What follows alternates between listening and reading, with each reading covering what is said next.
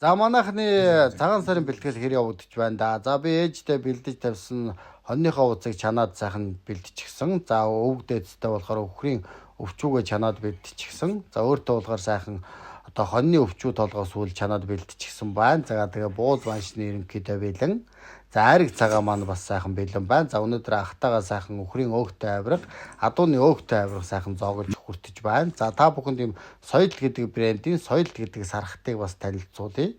За ерөнхийдөө соёлтой хэрэглээ болгоё гэсэн ухтгуунтай юм үйлдвэрлэн гаргаж байгаа юм байна. Монголын нэг өдрийг ингээд эмблем болгосон.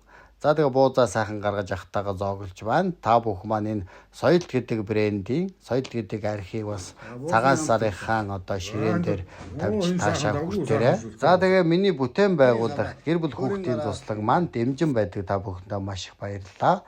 За тэгээ мэдээж амлсан ёсороо рекламынхаа 50%-ийг ард түмэнтэйгээ хуваана гэсэн байгаа. За тэгээ 500 мянган төгрөгийг 10 азтан шалгаруулж өгнө. За лайк дараад комент бичээд шеэр хийсэн хүмүүсийг за 2 сарын 28-нд комментэд тодруулж шагнах болно. Одоо энэс бас 2 гойг авдаг юм ширээн дээр тийш янз янз бас янз юм шүү дээ. Худаараа багт.